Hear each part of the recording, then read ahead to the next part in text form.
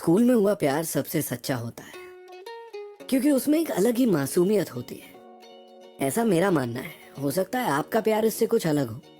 Also अगर प्यार early 90s का हो तो बस बात ही कुछ और है, क्योंकि उस प्यार में ना तो मोबाइल फोन्स थे, ना सोशल नेटवर्किंग साइट्स, और ना ही वो दो दो मिनट की अपडेट्स।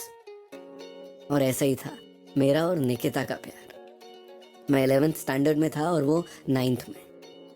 एक ही स्कूल में थे पर हमने कभी एक दूसरे को नोटिस तक नहीं किया था उस दिन तक। मुझे आज भी याद है, हमारा लंच ब्रेक था और खाना तो ऑलरेडी छुप छुप के हिंदी के पीरियड में खा ही लिया था। तो मैं और मेरे फ्रेंड्स फुर्सत से बास्केटबॉल खेल रहे थे। मुझे प्यास लगी और मैंने पास ही रखी एक ब्लू बॉटल से एक से पानी पिया ही था कि वहां बैठी एक लड़की ऐसे गुस्से से घूरने लगी जैसे मैंने उसकी कोई कीमती चीज चुरा ली हो, और उसने मुझे रंगे हाथों पकड़ लिया। वो निकिता थी, उस बॉटल की मालकिन और मेरी जूनियर। शायद इसी वजह से उसने मुंह से तो कुछ नहीं बोला पर आंखों से how dare you drink from my bottle वाला लुक दे रही थी।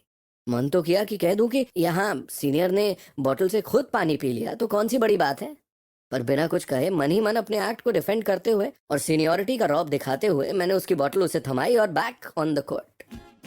फिर कुछ दिनों बाद उसी बास्केटबॉल कोर्ट में मानो हिस्ट्री रिपीटेड इटसेल्फ, लेकिन विद अ ट्विस्ट। जब मुझे प्यास लगी तो मैंने एक दूसरे जूनियर की बोतल जो कि वहीं रखी हुई थी उसे उठाया और पानी पीने ही वाला था कि मेरी नजर पास ही अपनी फेवरेट जगह पर बैठी निकिता से टकराई। और पता नहीं मुझे क्या सूझा कि मैंने वो बोतल उसकी तरफ वेव करते हुए और उसे चढ़ाते हुए पूछा, ma'am may I drink some water please. पानी पिया, बोतल वहां रख के मुस्कुराया और उसका चेहरा लाल और आंखें जो बड़ी हुई थी, लेकिन ये तो उसकी बोतल भी नहीं थी।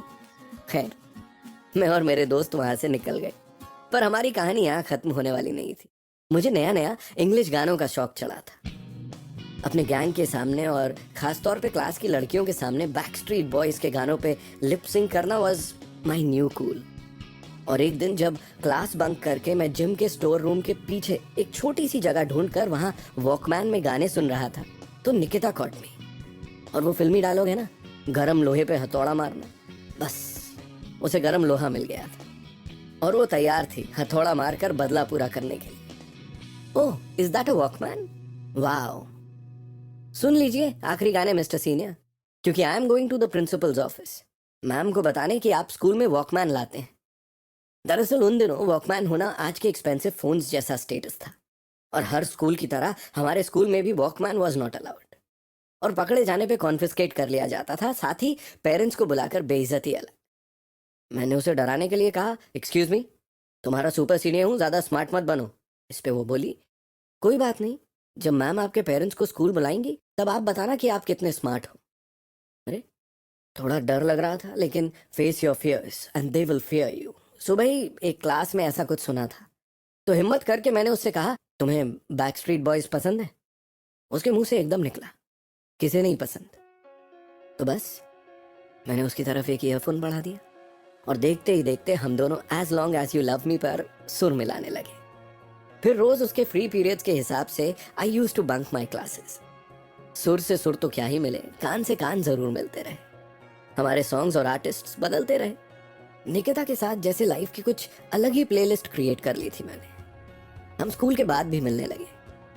हमें एक दूसरे के साथ सब कुछ शेयर करना अच्छा लगने लगा, songs, family, friends, likes, dislikes, everything.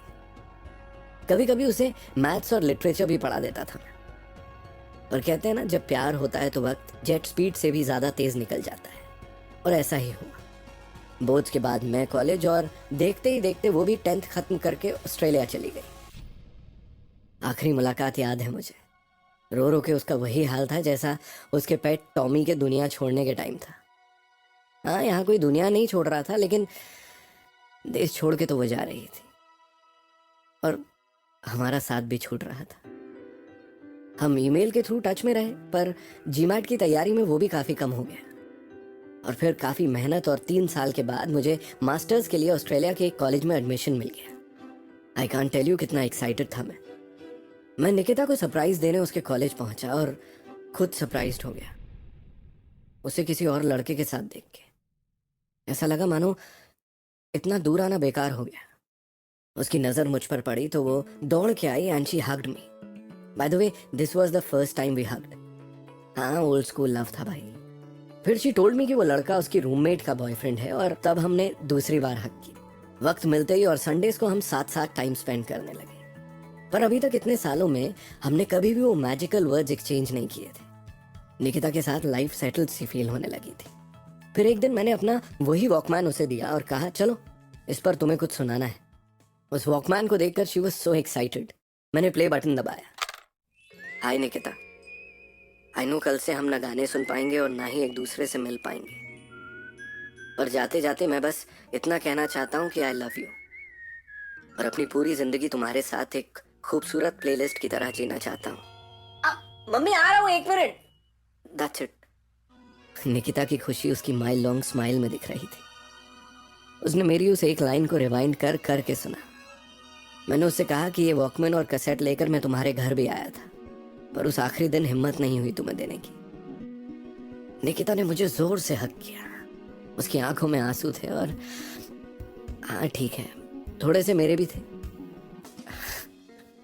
किसी ने सच ही कहा है कि हमारा 90s का प्यार ना आज के प्यार से अलग था। एक्चुअली बहुत अलग।